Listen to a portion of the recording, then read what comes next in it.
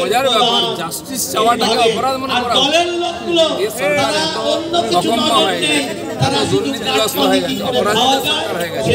সেখানে জাস্টিস মারাটাও অপরাধ। তাদের পার্টির সিনিয়র নেতা পাবলিকের চাইতে জাস্টিসের কথা বলে দিয়ে দাও না, দিয়ে দাও। অন্য দলের বা সমাজের সাধারণ মানুষের বিশিষ্ট ব্যক্তিগত পুলিশের ভয় দেখানো হচ্ছে, এখানে জাস্টিস চাওয়া যাবে না। আত্মহত্যা বলে চাপানো হচ্ছে, চেষ্টা করা হয়েছিল প্রথমে, সেই জন্য মানুষ জাস্টিস চাইছে, রাস্তায় নেবে, তাকে ভয় দেখানো হচ্ছে, বন্ধ করা হচ্ছে।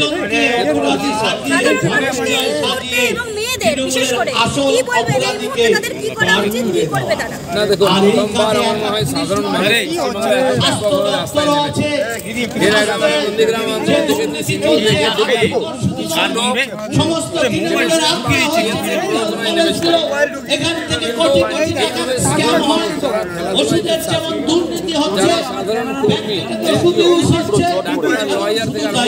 সমস্ত স্তরের মানুষ সবাই ঘটনা নিন্দা করেছেন। জাস্টিস আমার মনে হয় এটা হওয়া উচিত, কিন্তু কতবার জাস্টিস চাই, বারবার ঘটনা ঘটবে तो ना रहेगा बांस ना बाजेगी बांसुरी। ये सरकार जब तक दिन থাকবে ততদিন এই আন্দোলনই করতে হবে।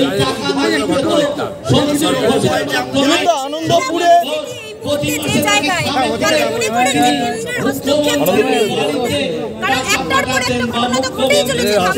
দাবি বহুবার উঠেছে, এখনো উঠছে, উঠবে।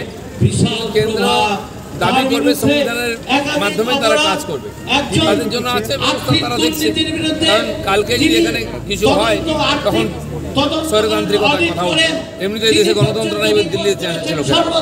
তো নিঃসন্দেহে আমরা মানুষ অথবা আমাদের গণতান্ত্রিক অধিকার, আমাদের ধার্মিক অধিকার, আমাদের মহিলাদের সম্মান এবং অধিকারের সুরক্ষার জন্য কেন্দ্রের কাছে করছে। তো সেই জন্য কেন্দ্র অবশ্যই নজর আছে, রাজ্যপাল নিজে গেছেন, বলে এসেছেন কিছু হবে। কিন্তু আমার মনে হয় যেভাবে সুপ্রিম কোর্ট কেন্দ্রীয় এজেন্সি কাজ করছে, আনন্দপুরে আজকে আবারও এক মহিলার নিথরদেহ পাওয়া গিয়েছে ঝোপের ধারে। কোথায় দলের নিরাপত্তা এত আপনারা প্রতিবাদ করছেন? কামদুনি থেকে শুরু করুন, তার আগে হয়নি আমি বলছি না, তার আগেও এরকম ঘটনা ঘটেছে। কেন চলছে আর কেন বাড়ছে? সমস্ত জেলাতে, শহরে, সব জায়গায় মহিলাদের সঙ্গে হচ্ছে। গ্রামে গঞ্জে আদিবাসী, উপজাতি, এসসি এসটি মহিলাদের সঙ্গে হয়, সেটা কোনো খবর হয় না বা লোকের চোখে পড়ে না। সন্দেশখালী নিয়ে এত বড় আন্দোলন হয়েছে, তার কোনো পরিণাম হয়। সেই জন্য গণতান্ত্রিক আন্দোলন তো হবেই, কিন্তু এর দ্বারা সমাধান মনে হয় না। এই সরকারকে যতক্ষণ না বিদায় করা হবে, এই ঘটনা চলতে থাকবে আর আমরা রাস্তায় নামতে থাকবো। এটা কোনো সমাধান নয়।